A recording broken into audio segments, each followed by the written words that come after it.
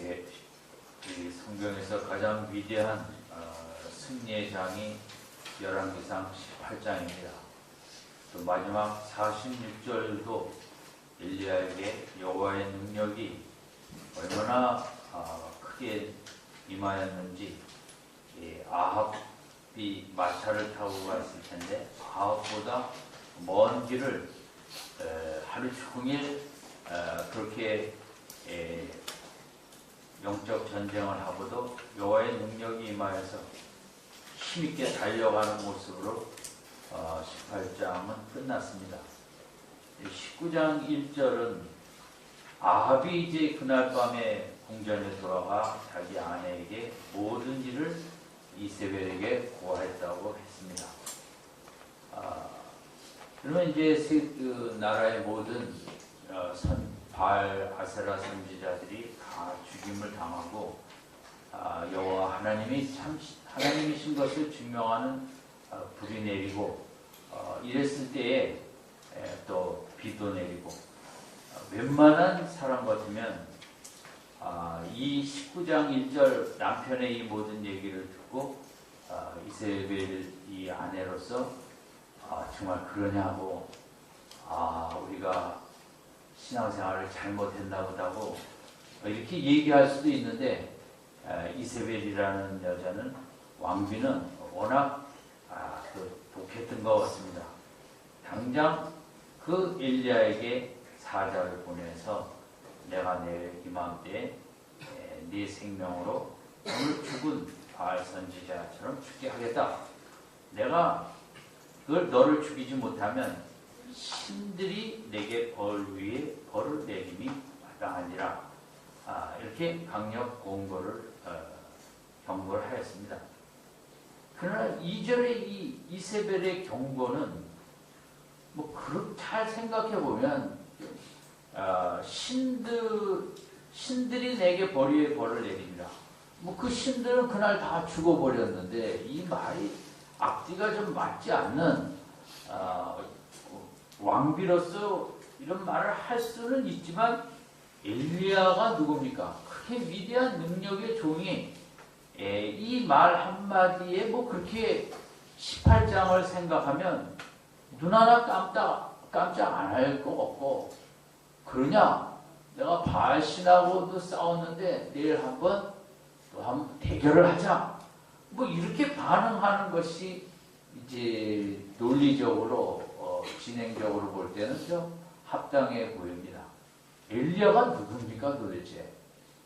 그가 이 여인의 이런 말 한마디에 정말 전혀 반응하지 않을 수 있는 위대한 일꾼이 아닙니까? 불을 내리고 850명의 바알 선지자를 심판한 위대한 종으로서 이 절이 그렇게 대수롭게 여겨지겠습니까? 싸우자. 18장의 여세를 몰아서 아직도 회개를 못하였느냐? 하나님이 벌을 한번 받아야겠다. 내일. 왕도 18장 마지막에는 엘리야 선지자 말에 순응해서 바알 선지자들 죽일 때 꼼짝하지 못하지 않았습니까? 이제 그렇게 가는 게 맞는 얘기죠. 2절이 끝났을 때. 그런데 3절에 보니까 정말 있을 수 없는 일이 일어났는데, 무슨 얘기가 가다가 이런 옛날 삼천포로 빠진다는 식으로 이런 식으로 됐는가? 왜냐하면 저가 이 형편을 보고 일어나 그 생명을 위하여 도망하여 유다에 속한 부엘세바에 이르러. 엘리야가 자기 생명을 정말 초계와 같이 여기고 그런 위대한 싸움을 했던 분인데, 3절은 이 소식 하나 듣고 자기 생명을 위하여 도망하였다. 너무 앞뒤가 안 맞는 이제 모습이 드러난 것입니다. 40절에는 여호와의 능력이 임해서 달려갔더라. 아합 왕에서 앞에서 그렇게 끝나지 않습니까? 정말 여호와의 능력을 주체할 길이 없어갖고 펄펄 날아다니는 바알 선지자를 다 심판하여 죽인 그가 2절 이세벨의 이 말 한마디를 듣고 자기 생명을 위해 도망하였다. 하여튼 너무 이해하기 어려운 이제 모습이 3절에 기록이 되어 있습니다. 도대체 이것을 어떻게 설명할 것인가? 뭐가 이른가? 그 위대한 불의 종이 어떻게 갑자기 그 여자 한마디 듣고 자기 생명 죽임을 당할까? 도망해서 부엘세바는 당시 아합의 통치권 받기라고 했습니다. 근데 얼마나 빨리 또 도망을 했으면 그 부엘세바까지 이렇게 내려갔는가? 성경은 이해가 안 되는 이야기들이 너무 많이 있습니다. 오늘 본문도 그런 이야기 중에 하나이고, 많은 신학자들이 해석하기 제일 어려워하는 부분도 이 3절입니다. 그래서 어떻게 해석을 할 것인가? 근데 이제 어떤 분은 이렇게 얘기했어요. 성경이 진짜 성경인 이유, 성경이 인간이 쓰지 않고 하나님의 영감을, 감동을 받아 쓴 하나님의 만드신 책임을 입증하는 것이 본문이라는 것입니다. 엘리야가 도망가는 이 모습. 이게 정말 성경이 성경일 수 있는 귀한 근거가 되는 이야기다. 인간이 썼더라면 절대 3절을 쓰지 않았을 거라는 거예요. 18장을 특히 생각하면 엘리야가 이런 식으로 비겁하게 자기 생명 구하려고 막 도망가는 이런 인물로 써가지는 않았을 거라는 얘기죠. 인간이 썼다면, 인간이 쓸 때는 다 이제 미화하게 돼 있고, 더 보태기도 하고, 더 멋있고, 더 용기 있게 그런 거를 써내려 가는 게 우리의 모습인데, 이건 정말 18장에 하늘을 날던 인간이 땅바닥에 바퀴벌레 모양 도망가는 이런 인간의 이중성. 막 올라갈 때는 막 하늘처럼 올라갔다가 지금은 막 지옥의 밑바닥에 있는 것과 같은 그런 상반성의 이것이 진짜 인간의 모습이다. 너무 정말 이 3절이 뭐 은혜가 된다기보다는 정말 맞다. 인생이 이런 것이다. 우리가 뭐 어떨 때는 정말 또 이 세상적으로 유명한 그 주님의 일을 하시는 분들, 미국도 마찬가지입니다만, 방송으로 뭐로 정말 위대한 일을 하는데 어느 날 갑자기 여자 문제로 그냥 떠들썩 하더니 이렇게 저렇게 해서 감옥으로 가시는 분들. 우리나라도 그런 모습들이 있잖아요. 세계적인 교회 했는데 노년에 법정을 들어왔다 나갔다 하시는 데는 이런 정말 인간이 그 인간이라고 생각합니다. 인간은 그렇게 약한 존재일 것입니다. 그렇게 영적으로 큰 능력도 있고 병도 고치고 설교도 세계적으로 잘하고 정말 어떨 때 보면 이거 천사보다 더 높고 하나님과 비슷해 보이지만 또 진짜 우리에게 다른 모습을 보여주죠. 너무 약한 그런 연약한 인생의 모습을 보여주는 이 두 가지 상반성은 우리의 본 모습이고, 3절이야말로 정말 엘리야를 통해서 우리 인간이 어떤 존재인가를 보여주는 진짜 성경책이 이 19장 3절이다. 동의가 안 되실 거예요. 어떻게 보면 아주 안타까운 얘기예요. 이세벨만 죽이든 뭐 어떻게 했으면 개혁은 끝나는 거예요. 개혁이 99.9%까지 갔어요. 그냥 마지막 0.1%에서 딱 정지되고 도망을 가버린 거예요, 엘리야가. 이게 뭐야? 도대체 어떨 때는 뭐 불을 내리고 비를 내리고 아보다 먼저 달려가고 20km나 되는 데를 뭐 이러는데 이 여인의 말 한마디에 말도 안 되는 말 한마디에 그 개혁이 멈춰버리잖아요. 역사적으로 너무 그런 쪽으로 보면 정말 엘리야가 야속하고 요 고비만 넘기면 될 텐데 왜 이걸 못 넘겼을까 하는 참 그런 이제 아쉬움도 남기는 모습이기도 합니다. 그러나 이제 우리가 본문을 통해서 우리가 자세히는 알 수 없고 그 다음에 내용들을 통해서 엘리야가 왜 이렇게 되었을까? 하루아침에 최고의 그만 불덩어리와 같은 용기의 화신이 어떻게 이렇게 두려움에 떨어 도망가는 탈주병의 자리로 가게 되었을까? 우리가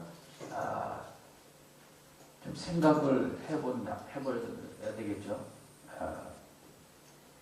첫 번째는 실망감이 작용했을 수 있어요. 엘리야가 생각할 때는 아합도 굴복했기 때문에 부인도 이야기를 들으면 쉽게 이제 고치리라. 아마 기대감이 있었을 것 같습니다. 막 신나는 마음으로 아마 그 당시 사마리아 성으로 이제 들어왔는지 그랬겠죠. 46절에 정말 이제 이스라엘의 역사는 다 회복되고 정말 하나님의 아름다운 백성으로 서겠다. 기대감을 가졌는데 갑자기 이세벨도 변했을 거라고 아마 기대했을지 모르죠. 그런데 이세벨이 그렇지 않은 모습을 보였을 때 이 작은 아무것도 아닌 이 작은 실망감이 엄습을 하게 된 거죠. 어떻게 보면 하나님 아니 이세벨은 아합처럼 하나님이 어떻게 좀 그렇게 마음을 변화시켜 주셨어야 될 텐데 나는 그렇게 기대했는데 다 될 줄 알았는데 이세벨이 이렇게 나올 때 실망감이 있지 않았겠다. 우리도 어떨 때 아무것도 아닌 일에 얼마나 실망을 하고 낙심을 할 때가 있지 않습니까? 그럴 때 있습니까? 없으신 것 같은데 저는 있어요. 저는 참 실망 체질이에요. 믿음 체질이 아니라. 믿음을 가지려고 저는 몸부림쳐야 믿음을 조금 가질까 말까. 그래도 뭐 목사를 하고 있지만 목사가 하는 말하고 목사 안에 있는 믿음하고 달라요. 그 말하는 건 성경적인 얘기를 하니까 믿음이 있어 보이는 것이고 그 속에는 안 들어가서 모르시죠? 그죠? 속에는 이렇게 실망도 많이 하고 하나님 저 같은 사람은 목사를 써갖고 하나님도 힘드시고 저도 힘들게 이렇게 저는 이 실망이 엘리야가 너무 지금 이해가 되게 돼요. 주일날에 오전에는 설교한다고 그랬죠. 주일 저녁에는 제가 밤에는 정말 하나님 이제 다음 주에는 올라가고 싶지 않습니다. 그만하고 싶습니다. 주일 밤에는 아무것도 더 이상 하고 싶지 않은 마음으로 가득하다. 이러면 이해가 잘 안 되겠죠. 그냥 여러분의 월요병하고 비슷하다고 생각합니다. 월요일날 죽어도 회사 가기 싫잖아요. 그래서 자식 때문에 가고 아내 때문에 가는 거지. 월요일 아침 할렐루야 하면서 출근할 남자가 어디 있겠어요. 정말 사랑하는 가족을 위해서 어떤 아내들은 또 뭐 같은 마음으로 또 요즘 아내들도 출근을 많이 하더라고요. 주일날 특히 영적인 전쟁을 설교하는 것은 전쟁이거든요. 그래서 전쟁을 하고 나면 또 하고 싶다라는 마음은 거의 들지 않습니다. 그만하면 좋겠다. 이런 마음이 더 많이 들죠. 그리고 사람은 다 우리가 말한 걸 후회하잖아요. 그런 것처럼 내가 왜 설교할 때 그 말을 했을까? 그걸 이 말을 먼저 하고 저 말을 나중에 해야 되는데 왜 그거 생각하면서 참 그걸 또 사람은 참 그게 연약한 존재. 하나님이 그 순간 성령으로 사명을 감당하게 하시지만 우리는 그렇게 연약해요. 한순간 내가 무슨 목사냐, 그냥 하나님 하려니까 하긴 했지만 정말 그 초라한 인간으로 되돌아보면 이렇게 나한테 실망하고 환경에 실망하고 정말 다윗도 그랬잖아요. 다윗도 얼마나 답답하고 실망했으면 시편에 내가 새가 되어 날아가 버렸으면 좋겠다. 나 그거 참 좋아해요. 정말 나도 새가 되어서 그냥 홀홀 어디로 날아갔으면 이민 가는데 수속도 필요 없이 그죠? 철새가 돼서 시베리아 가서 살고 싶으면 시베리아에, 태국 가서 살고 싶으면 내려가서 태국. 포인트가 좀 지나갔습니다. 그러니까 저는 3절이 이해가 될 듯한데 될 수 있으리라고 생각합니다. 이게 인생이거든요. 주의 일에 불탈 때는 세상을 다 휘어잡을 거겠죠. 루터도 그랬어요. 루터도요, 싸우러 갈 때는, 그때, 그 교황이 나오라 그러고, 이제 모임을, 어디 성회로 나오라 그랬어요. 그때 한때는, 내가 그 성에 모든 기와장이 다 사탄일지라도 내가 가서 싸우리라. 그러고 가서 싸웠어요. 루터. 그 옛날에 다 기와가 많았던 기와층이죠. 그 수많은 기와장이 사탄의 숫자일지라도 내가 가서 싸우겠다. 그러고 가서 정말 단판을 짓고 이긴 적도 있죠. 그렇지만 어떨 때는 얼마나 늘어졌는지 아내가 상복을 입고 그 얘기 알잖아요. 누가 죽었어요? 우리 남편이 죽었어요. 남편이 너무 낙심하고 실망하니까 아내가 그러면 장례식이나 치르자고 루터 아내가 상복을 입은 거죠. 얼마나 엘리야도 그렇고 루터도 그렇고 바울도 그럴 수 있는데 이 정신적으로 상당히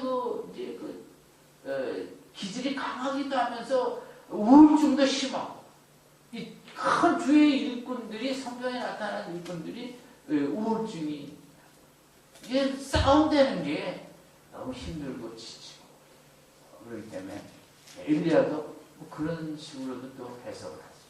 두 번째는 그런 실망감. 우리가 있잖아요. 그런 실망감 앞에 내가 다 때려치고 도망가고 싶죠. 나도 남편을 버리고 싶다. 요즘 읽은 제가 책 제목이에요. 다 버리고 싶죠. 이놈의 남편. 죄송합니다. 이놈의 남편이라 그래서. 자식도 때로는 다 버리고 떠나고 싶죠.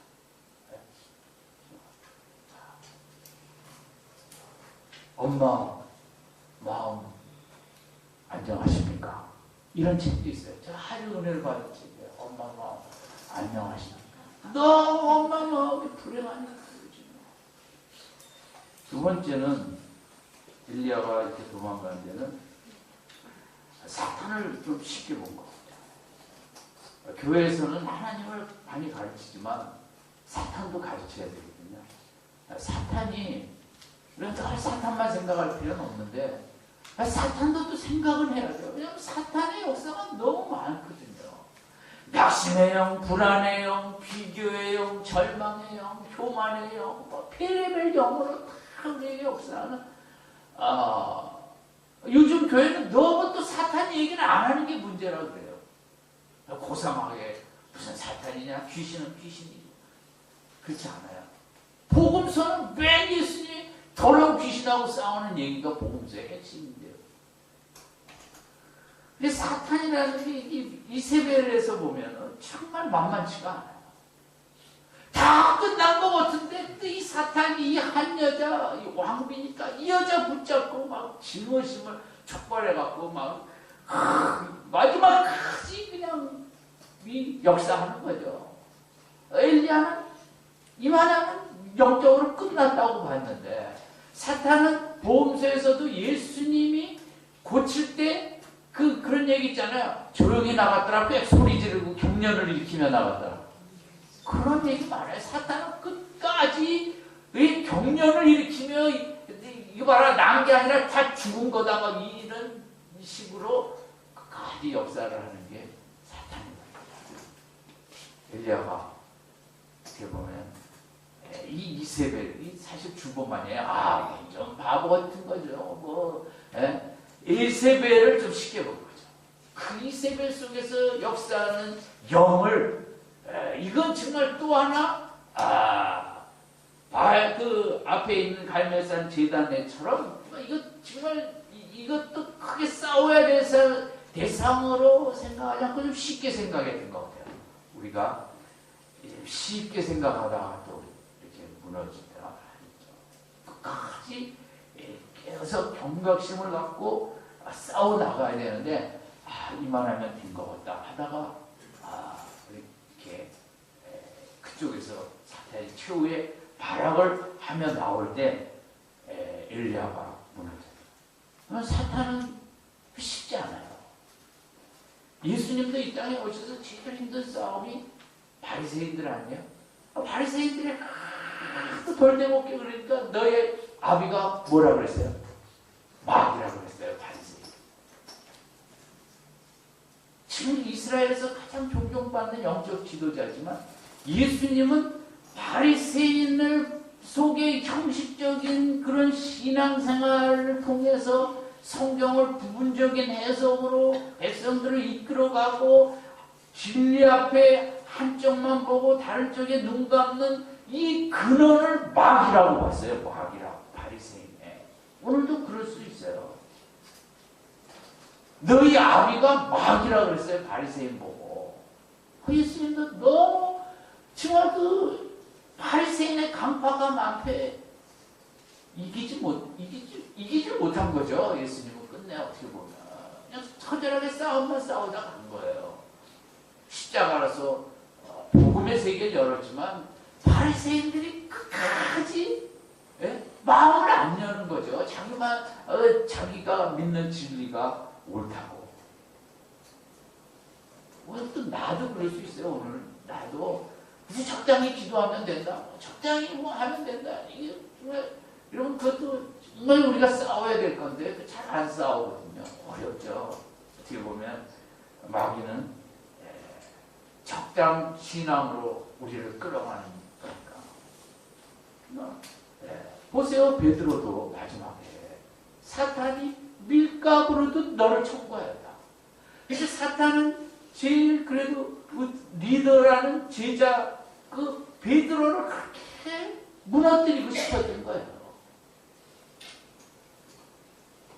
이 시대도 마찬가지죠.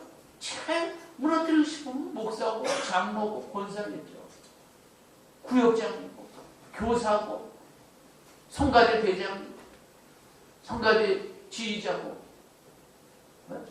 그 영의 세계는 허벌레한 세계가 아니고 정말 너 죽고 나 살자가 영의 세계거든요.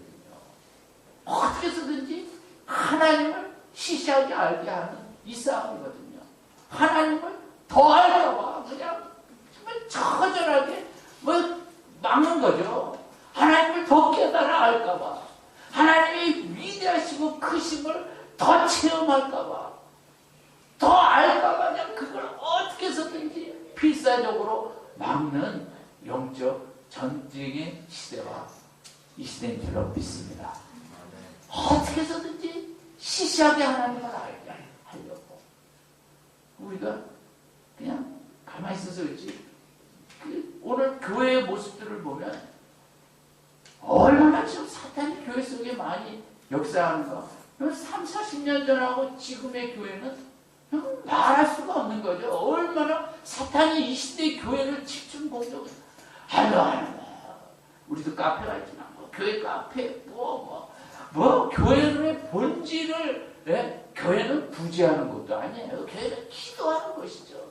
무슨 스포츠 목회, 무슨 목회, 별의별 문화로서 어쩌고 저쩌고 문화나 세상 문화 적당히 해서 진짜 복음이 어디 있어요? 다 그냥 그런 걸 포장해갖고 교회가 다 기도 빼놓고는 교회마다 다 별의별 거 다 하죠. 성경 공부도 뭐 한국교회가 얼마나 열심히 했어요. 네? 그러나 사탄은 기도 안 하고 성경 공부하게 했거든요. 한국교회로. 그래서 이렇게 약해진 거예요. 이게 뭐 교회를 엄청나게 공격을 한 거죠. 우리 가정도 그렇고 절대 사탄을 쉽게 보시면 안 돼요. 처절하게 싸우지 않으면. 그러면 자녀들 믿음 세우는 게, 글쎄요, 저는 우리 교회도 정말 자녀들 그 믿음 좋은 모습 보면 제가 아주 그냥 부러워서 죽으려고. 어떻게 이렇게 믿음이 좋을까? 다 자녀가 정말 믿음의 사람이 되었으면 자녀들이 커갈수록 공부보다는 다른 것보다 믿음이에요. 그냥 믿음만 있으면 하나님이 길을 여시거든요. 지금은 다 공부 성적인 것 같지만 일단 30대, 40대 쪽으로 가면 정말 믿음만 갖고 있으면, 제가 오늘 아침 신문에서 읽은 얘기인데요. 어느 수소의 무슨 고등학교 학생이더라. 이 학생이 성적이 좋지 않은데 한양대 수시에 붙었다는 거예요. 한양대가 이번에 누구든지 다 그렇게 어플라이 하도록 했다는 것 같아요. 근데 이 학생은 점수는 턱 없는데 교사가 쓴 한 줄이에요. 힘든 친구를 아주 잘 돕는다고 이렇게 쓴 것 같아요. 한 줄 딱. 그러니까 그 학교 측에서도 그 서류를 볼 때 못 볼 수도 있어요. 왜냐면 한 줄 썼다니까. 근데 이 한 줄 때문에 수시로 붙게 된 거예요. 도무지 한양대는 죽었다 깨어나도 갈 수가 없어요. 왜냐? 1학년 때, 고등학교 1학년 때 그 정서 장애자가 들어오니까 정상적이지 않으니까 애들이 놀리려고 그러고, 이제 얘가 막 또 화가 나니까 이렇게 폭력 힘을 쓰려고 하는 걸 막으면서 이제 애들한테 그러지 말라고 내가 얘 짝을 해주겠다고. 그래서 짝이 됐대요. 짝이 해서 이제 다른 애들도 얘한테 못하게 하고 얘도 잘 지어서 이제 정상적인 고등학교를 다닌다는 게 불가능하죠. 정서장애자는. 근데 이제 미국에서는 그렇게 같이 생활하는 게 좋다고 해서 우리나라도 이제 그걸 따라가는 경우가 많이 있어요. 공부는 제대로 못 따라가도 이제 그런 사회성과 이제 이런 거. 근데 2학년 때 또 같은 반이 됐대요. 어떻게 학교에 뭐가 같아갖고. 그래서 아무도 짝을 안 하려는데 얘가 또 내가 짝 하겠다고 해서 같이 이제 또 이렇게 중재를 잘해갖고 잘 지냈대요. 근데 3학년이 됐는데 또 같은 반이 됐대요. 이번에도 또 내가 짝을 하겠다고. 이 학생도 중학교 때 뭐 좀 아파갖고 한번 쳐져갖고 왜 잘 따라잡지 못했던 모양이에요. 근데 이제 성품이 참 좋은 면이 있었던 거예요. 뭐 남다른 건 알겠지만 좀 딱하니까. 그런데 이제 뭐 교사가 추천해 줄 건 없고 이거 쓴다고 뭐 학교에서 붙여주겠냐 하는데 그냥 딱 한 줄 간단하게 친구를 이렇게 잘 도와주는 법이 있다. 근데 그 보시는 분이 그 줄을 저는 하나님께서 그 줄을 보게 하신 줄로 믿습니다. 그래갖고 합격을 해갖고 신문에 기사가 이만큼 났다는 것을 저도 보았습니다.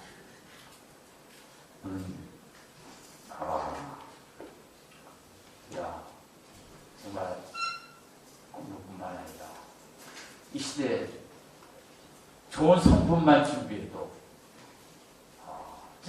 저희 집에 회사 생활 얘기하는 것 보면 서울대 로스쿨 나오는 거 얼마나 윗사람들이 미워하고 다 미워하고 또 대책 없는 인생들이 많더라고요. 서울대 로스쿨 나오는.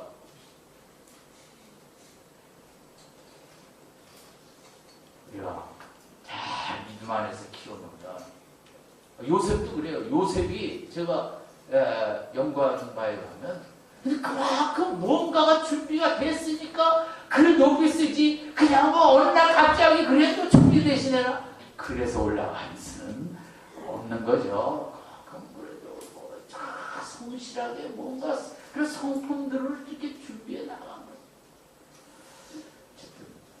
사탄을 쉽게 보시면 안 돼요. 싸워야 돼요. 이 왕도 싸우는 이 밤이 되시기 바랍니다. 싸워야 돼요. 이 시대는 싸우지 않고는 아무것도 할 수가 없어요. 자식도 뺏기고 다 뺏겨요. 싸워야 돼요. 싸워서 되찾고 붙잡고. 또 하나는 마지막까지 엘리야가 마지막을 착각한 거예요. 40절이 18장 46절이 끝났다고 봤는데 19장 2절이 더 있었던 거죠. 끝까지 롯의 아내가 다 끝난 줄 알았어요. 이제 다 올 때까지 온 줄 알고 자기는 다 왔다고 생각했으면 정말 멀리 갔으니까 다 왔다고 생각하면 자기 생각이고 하나님이 보시기에는 다 안 왔는데 다 온 것처럼 생각하고 고개를 돌렸죠. 하지만 끝까지 우리가 잘 보고 완주를 해야 되는 거죠. 노아도 잘했죠. 그런데 그 누름하게 포도주를 드시긴 드셔야 되는데 좀 지나치게 드시지 않았어요? 그렇게 끝까지 마지막까지 혼신의 힘을 베드로도 끝까지 잘 왔죠. 마지막에 그 계집종한테 넘어갈 줄이야 누가 알았겠어요. 그 영적인 싸움이 그런 속에 무너지게 하는 게 사탄의 역사고. 그러니까 아까 예수님 권세 난 지금도 그냥 벌써 40년이 다자. 저 예수님 권세, 예수이겼네, 예수님. 정말. 그래서 요즘 우리가 너무 많이 불러야 될 찬송이라고 생각해요. 그냥 예수님 권세로 많이 우리가 싸워서 이길 수 있기 때문이죠. 너무 처절한 영적 전쟁이 이 세상 시대를 살아가면서 우리가 가져야 할 것은 예수님 권세 외가 그거 하나만큼은 꼭 가지고 있어야 돼요. 예수님 권세, 내 권세. 정말 이 시대에 필요한 찬송은 그거다. 세상은 늘 똑같아요. 진리는 하나고.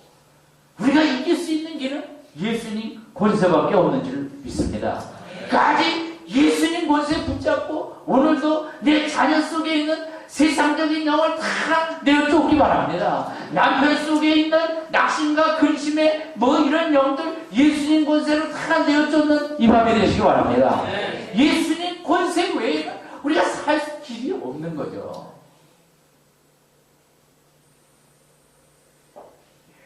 마지막까지 싸움. 이만하면 됐다. 여기에 걸리는 거야. 내가 이만큼 했는데. 그러다가 교회에서도 나이 들어 주책 부리는 케이스가 적지 않다는 것이죠. 그리고 하나만 더 생각하면 왜 2절 얘기를 듣고 시선을 하나님 쪽으로 못 돌렸을까? 피곤해서 그러지. 저는 이해가 지쳤으니까. 우리 시선이 엘리야가 이세벨에서 거기에서 떠나지를 못한 거예요. 우리가 그렇죠. 문제가 심각할 때 우리가 문제에서 눈을 못 떼요. 하나님을 못 바라보고 우리가 약하기 때문에. 이 시선을 마음의 시선이죠. 마음의 시선을 이게 옮기는 게 믿음 생활이고 하루를 살면서도 우리가 얼마나 쉽게 문제를 보고 있냐고요. 문제 보다가 낙심이 되니까 빨리 고맙다. 하나님 봐야지. 그 인생이에요. 제 인생도 그렇고. 사람은 가만히 있으면 세상을 보든지 문제를 봐요. 그게 본능이에요. 본능. 자녀 문제, 남편 문제, 내 문제, 내 옛날 실수한 문제. 이 인생은 참 희한한 존재예요. 가만히 있으면 가만히 있지 못해요. 그죠? 옛날에 좋았던 추억보다는 다 속상한 거 끄집어내갖고 또 그거는 생각하기 싫고 그때 왜 그랬을까? 왜 그러지 말았어야 될 텐데. 우리는 그렇게 사는 존재예요, 우리가. 정말. 그런데 2절 버튼 얘기 들으면, 기분 나쁜 말 들으면, 거기 묶여갖고 꼼짝 못하는 그런 존재예요. 이게 그런 속에서 자꾸 훈련을 해서 예수님도 바라보는 그런 믿음 생활을 해야겠죠. 여러분, 오늘 엘리야 얘기 처음에는 이럴 수가 있나? 설교 끝나니까 그럴 수도 있다. 그런 거 같습니까? 네.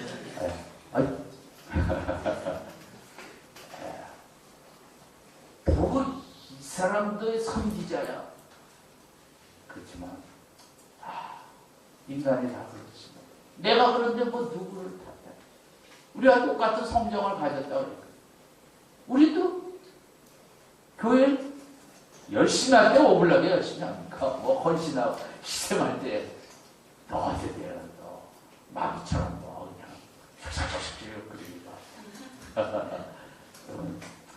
이제 엘리야 보면서 우리까지 생각했죠. 우리가 마귀를 쉽게 생각합니다. 내 생각대로 안 된다고 너무 실망해도 안 되고 끝까지 방심하던 내가 판단해서 다 왔다 이러면 절대 안 되는 거죠. 그리고 문제에 초점을 맞추다가 하나님 못 보다가 이렇게 되는 거. 우리 시선이 어떻게 해서든지 하나님만 생각하고 마음속에 하나님만 바라보고 노력해야겠죠. 오늘 본문은 뭐 엘리야의 그런 모습을 보고 나도 교훈을 삼아 끝까지 싸우고 내가 함부로 판단하고 올 만큼 왔다. 애쓸 만큼 애썼다. 주 앞에 나는 드릴 만큼 드렸다. 희생할 만큼 희생했다. 헌신할 만큼 헌신했다. 우리 이 땅에서 이런 생각 하지 마시기 바랍니다. 아직도 부족하고 내 본능이 세상과 문제를 향하는 이 시선을 어떻게 해서든지 성령께서 주님만 바라보게 하여 주시옵소서. 엘리야를 교훈 삼아 우리 믿음을 더 아름답고 힘있게 세워가는 복된 우리들의 남은 여생 되시기를 주님의 이름으로 축원드립니다. 기도하겠습니다.